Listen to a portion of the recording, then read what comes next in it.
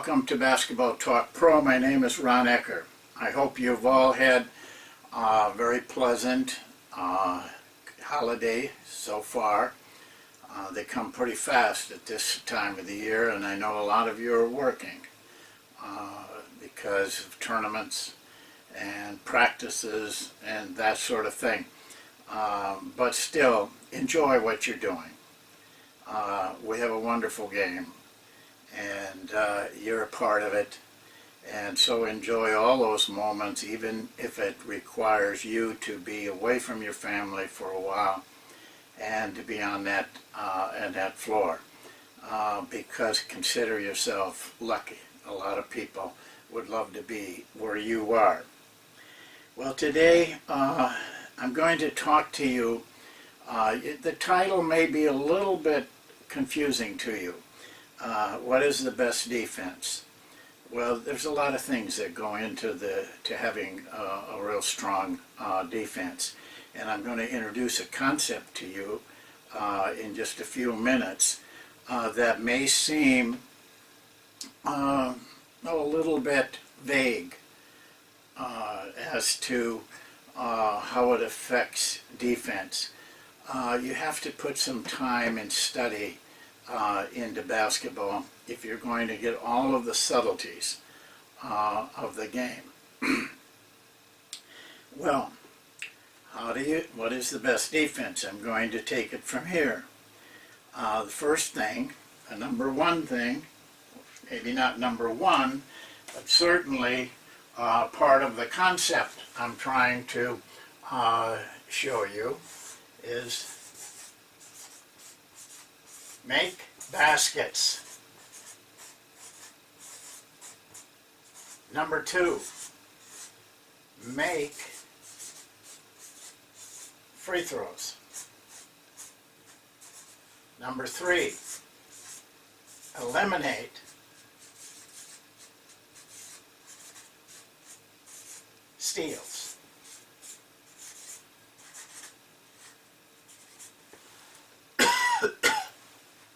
By eliminating steals, I mean steals that the defensive team gets away from you.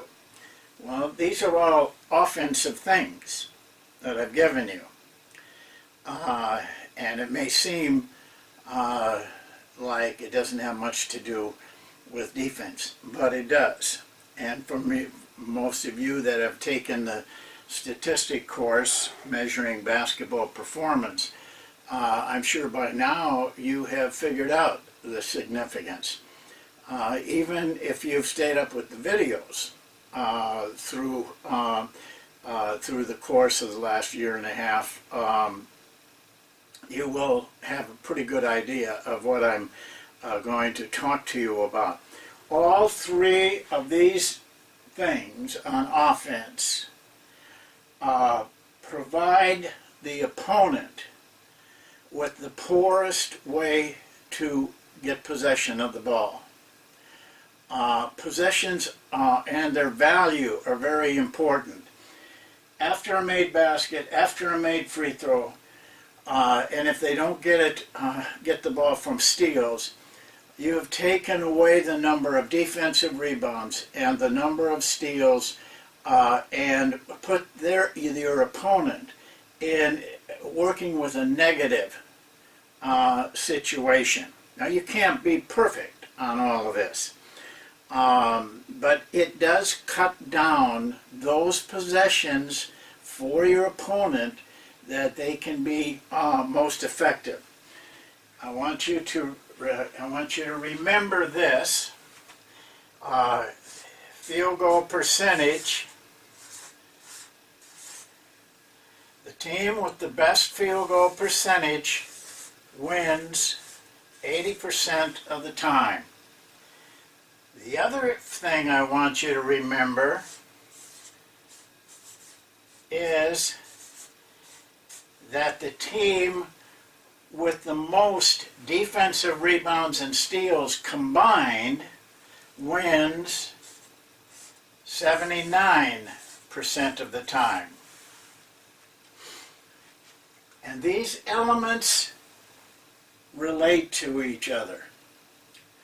If you have the highest percentage, field goal percentage, you automatically, of course, are making points for yourself, but you're automatically taking away the best possessions, which are defensive rebounds and steals, right here.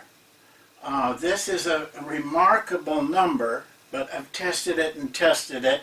I call it the X factor, and we need to spend more time on it. But when you get the most defensive rebounds and steals, you do two things. One, you add to the field goal percentage or making baskets, because this is where you get the best possessions. And you take away from the opponent their opportunity to have the same thing. Defensive rebounds and steals end in fast breaks. These are possessions that defensive rebounds, when you get a defensive rebound, your chance of scoring is about 0.95, much higher than if you get the ball in one of those ways. And in steals, it's 0.96 per possession. This is valuable information informing your defense. You have to combine it with your offense. If you're giving up a lot of defensive rebounds and steals, it doesn't make much difference if you're a good offensive team or not. You're probably going to get beat. At least almost 80% of the time. So all of this relates to having a better defense. Don't undervalue the power of possessions. I've talked about it a lot. And it's very, very important in the outcome of the game, as you can see in these two numbers. Now let's take just a minute before I move on to some more information about this. How do you do this? How do you put together an offense that provides these three things? I do care what kind of offense you run. I feel if you're not running a freelance offense to help you, to supplement you, and sometimes do everything for you, you're taking away a lot of opportunity to get uncontested shots and control. By doing that, getting those uncontested shots, you tend to control not only the game itself, but the pace of the game. So one of the things that, whatever offense you're running, is one of the ways that you can improve these three things, especially this one, is shot selection. What kind of shots you're taking and getting will have a lot to do with your field goal percentage. And if you're shooting a poor field goal percentage and giving your opponents opportunities for defensive rebounds, you're going to have a hard time defending them. You still have to, of course, play defense. You still have to guard the man with the ball. You still have to contest shots. You still have to rebound defensively. The three pillars of defense, in my opinion. But you give yourself a better chance to do that if you can be in a set defense most of the time. The other way, the second thing that you can do to help yourself in these two areas is having an attack type of offense. If you're passing the ball around the outside waiting for outside shots, you are not going to get a lot of free throws.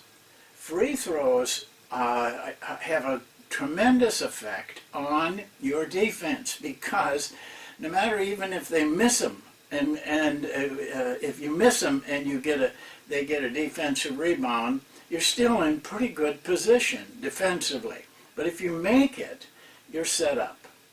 they have to bring the ball up and look at your set defense, and it saves a lot of fast breaks. And the last thing is ball handling. You have to spend time with your ball handling. Now, if you're a younger group with younger players, you got to have some ball handling drills. But keep them simple. Keep working on a selection of their passes, which is usually the problem with players having turnovers and giving the ball up. And pay attention to deflections by the opponents. We have found out, and a lot of people in Basketball Talk Pro help me with this, that 40% of the times you deflect a ball, it ends up in a steal for the defense. Now, a lot of those deflections are from digging, a guy dribbling and you slopping the ball away. That's a deflection, and it results in a steal most of the time, which gives you a high percentage OER really on that possession. And so if you can cut down on those things and don't give them steals, don't give them a lot of deflections. My feeling on with any level of play that you're getting into the point where those particular ball handling drills, passing drills, is what I'm talking about, become a little bit unnecessary.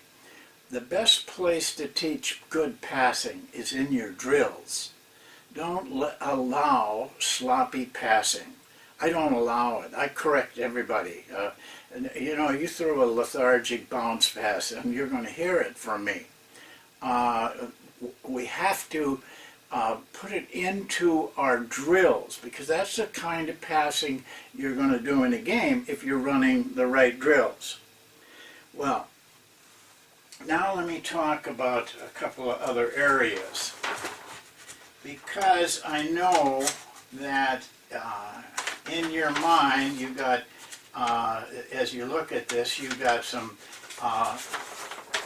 things you have in planning. And I'm going to give you a couple things to think about. Three-point shot, which, by the way, is now more and more used. More and more coaches begin to believe that that's the way to win, and I'm not going to deny the effectiveness of three-point shooting, but you have to look at it from a defensive standpoint. If this is what we're talking about here, let's take a team that shoots 36% on three-point shots. That would relate to a shooting percentage of about 54% if you shot only twos, if you were shooting twos, to get the same number of points from the shots. But if they shoot 36%, which is a very good percentage, and it's better than shooting 50% on twos, they're going to miss 64% of the time. And this should click into your thinking pretty quickly, because that 64% represents a lot of defensive rebounds. A lot of defensive rebounds. Now, I can't prove this with any authority, but I have done this. I have tried to track, but I haven't gone far enough with it, what happens on those misses. Who gets them? The defense or the offense? What I did do was go through maybe about 15, 20 games, and what I found is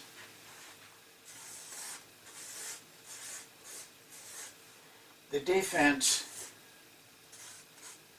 it's 80 up above even 80%, but in that area of defensive rebounds. Because it's the nature of that shot that players are spread out. They're not close to the basket. I won't say they're out of position. They're just not close to the basket. And the defense usually is. So they get 80% of those defensive rebounds. They turn those are the best possessions you can get. 0.95, I'm sorry, is going to be your OER on that type of a possession. So when you're shooting a lot of three-point shots, you're giving up a lot of defensive rebounds. So be careful with that. I can't absolutely be certain that shooting a lot of three-point shots is a big detriment, but I do know that this is taking place. And I know that if we take a lot of three-point shots, we're putting a lot of pressure on our defense, even if we're shooting a good percentage. If you would go back to a video that I made, I call it the mysterious disappearance of the offensive rebounds. Teams are not working effectively for offensive rebounds. They're more concerned about getting back, and they should be, because of that number right there. But what it did show, I took one series, the Atlanta series with Indiana, and there was one game that actually Atlanta shot more three-point shots than they did two-point shots. And they shot a decent percentage, but they lost the game. And they lost the series. Their attack was to get three-point shots. And they did lose the series to Indiana, though they played, they kept that series pretty close. That's one thing to think about. Now, I also mentioned, I didn't talk to you about turnovers. And here's why. As far as when we talk about defense, excuse me,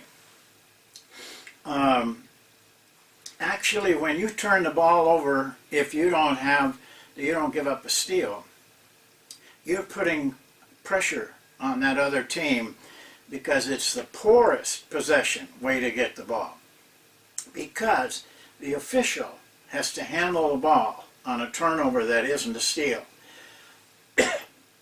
So consequently, your defense is very set. We talked about this, and when I showed you the 4-on-4 half-court, full-court drill, I showed you how that type of possession came about.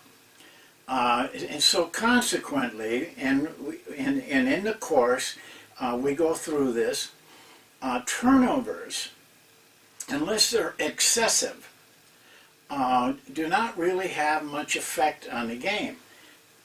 This kind of turnover, not the steals, those are turnovers too, but they're in a different category. These kind of turnovers, double dribble, traveling violation, a charge, all of those types of things, your opponents are going to be playing against your best defense, a set defense. Actually, I have warned players through the years about this.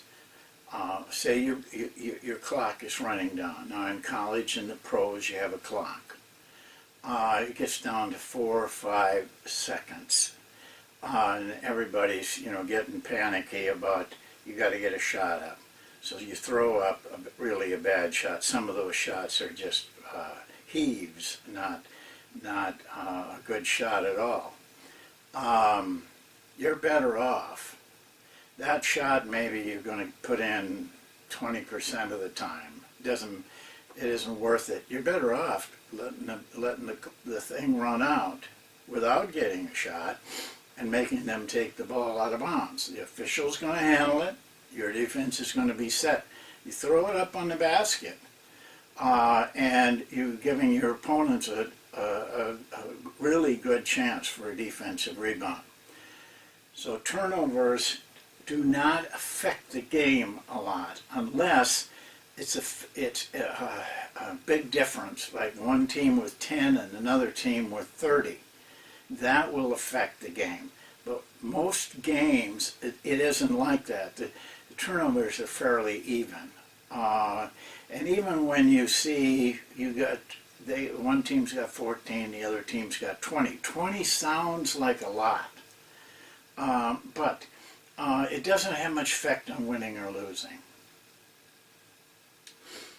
Now, I want to tell you that right now I can do the same thing with offense.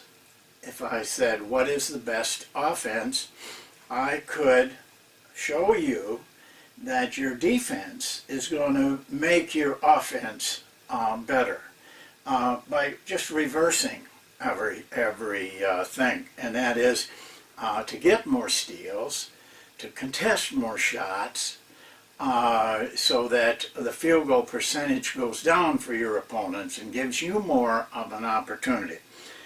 So it's the wonder of basketball. It's what keeps me, after all these years, keeps me vitally interested in the game, because basketball is like a circle. It just keeps going around and around, and you go from offense to defense, defense to offense, and during that process you have all kinds of different possessions, and how you handle those possessions offensively and defensively has a lot to do with your success, even though you may not be aware of it.